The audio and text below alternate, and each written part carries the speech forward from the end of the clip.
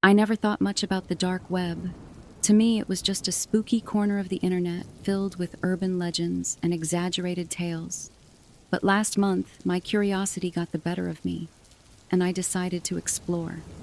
I had always been tech savvy, so accessing the dark web was easier than I expected. I found forums, marketplaces, and bizarre sites that looked like something straight out of a horror movie. But one night, I stumbled upon something that still haunts me, a chat room called The Abyss. The description was cryptic: talk with those who truly see. Intrigued and a bit naive, I clicked the link and entered the chat. The interface was basic, just a black screen with a list of usernames on the side and a chat window in the center. The usernames were strange: Ebonshade, Soulseeker, Whispering Void, and they immediately started messaging me.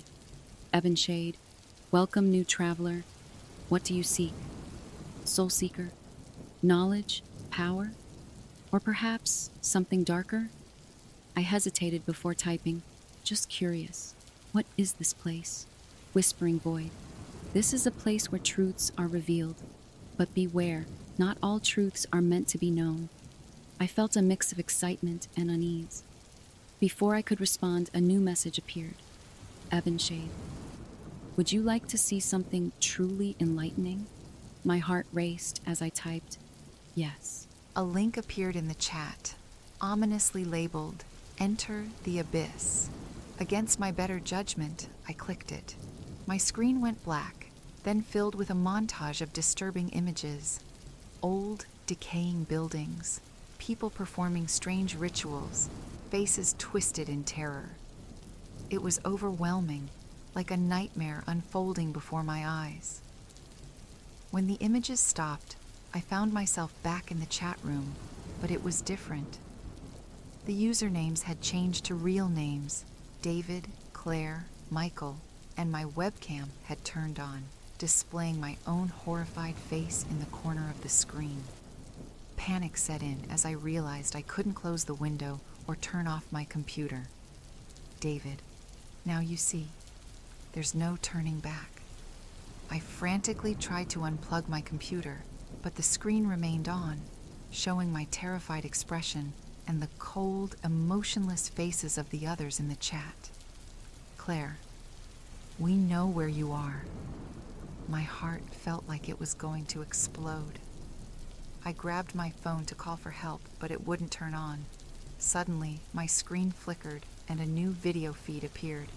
My own apartment, seen from a perspective I didn't recognize. It was as if someone was inside, watching me.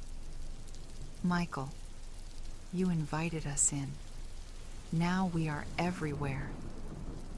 In a frenzy, I ran to my front door and threw it open, only to be met with the empty hallway of my apartment building. No one was there.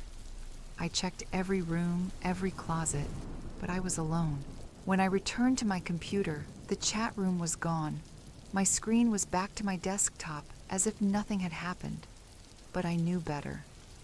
My phone buzzed, and I saw a notification for a new email from an unknown sender. Subject: welcome to the Abyss Body. We are always watching. I haven't been the same since that night. I moved to a new city, changed my name, even got a new job, but the feeling of being watched never leaves me. Sometimes I'll catch a glimpse of a shadow in the corner of my eye, or hear a whisper when I'm alone.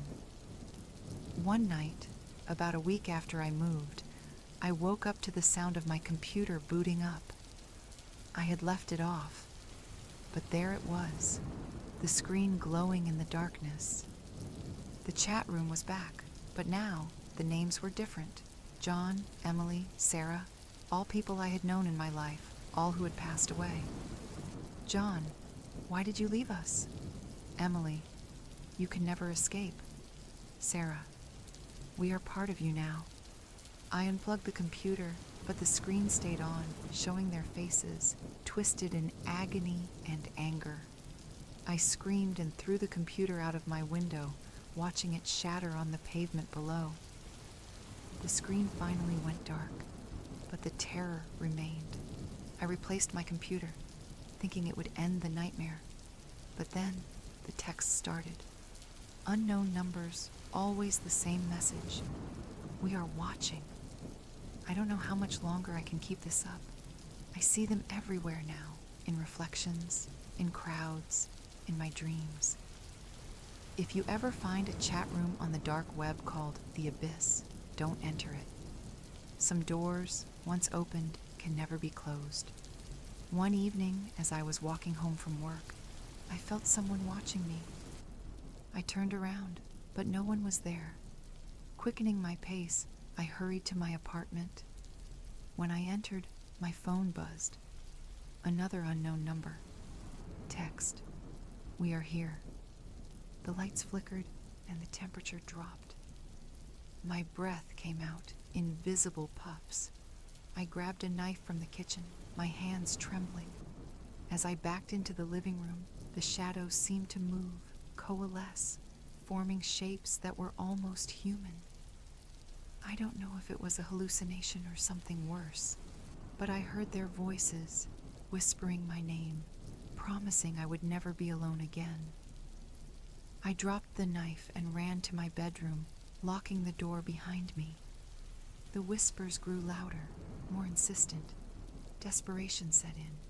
I decided to document my experience, to warn others. I started typing out this story, but the words are running out. The whispers are too loud now. I can't think. They're here with me in the room. If you ever find this post, heed my warning. Do not go looking for the abyss. It will find you, and once it does, there is no escape.